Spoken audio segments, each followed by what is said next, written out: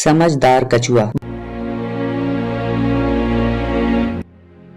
बहुत पहले की बात है। एक बार एक जंगल में बारिश नहीं हुई, हर जगह सूखा पड़ गया। सभी छोटे नाले और तालाब सूख रहे थे। इन्हीं छोटे तालाब में एक कछुआ रहता था। जैसे जैसे छोटे तालाबों का पानी सूख रहा था, वैसे वैसे कछुए को अपने अस्तित्व की चिंता सता रही थी। लेकिन कछुआ काफी बहादुर था। उसने छोटे तालाबों से निकलकर कुछ दूरी पर स्थिर बड़े तालाब में जाने का निश्चय किया।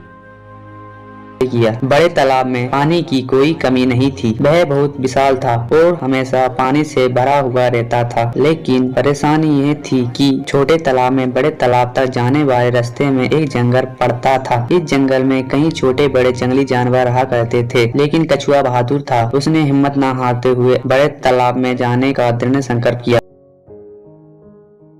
दूसरे दिन की सुबह होते ही वह अपने लक्ष्य की ओर निकल पड़ा। रास्ते में उसे एक भेड़िया मिला। भेड़िए ने जब कछुए को देखा तो उसके मुंह में पानी आ गया। उसने कछुए से कहा, सुना है तुम बहुत अच्छा गाते हो, मुझे कोई गीत सुनाओ, नहीं तो मैं तुम्हें खा जाऊंगा।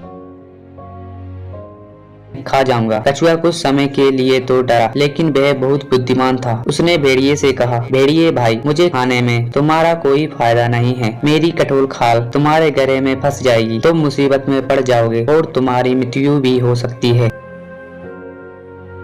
कछुए की यह बात सुनकर भेड़िया सोच में पड़ गया। कुछ देर सोच विचार करने के बाद भेड़िए ने कछुए से कहा, अगर तुम मुझे गीत नहीं सुनाओगे तो मैं तुम्हें पास वाले बड़े तालाब में फेंक दूंगा। भेड़िए की यह बात सुनकर कछुआ मन ही मन मुस्कुराया और फिर डरने का झूठा नाटक करते हुए बोला, अरे भाई, ऐसा मत करना, नहीं तो मैं पानी में डूब कर मर जाऊंगा।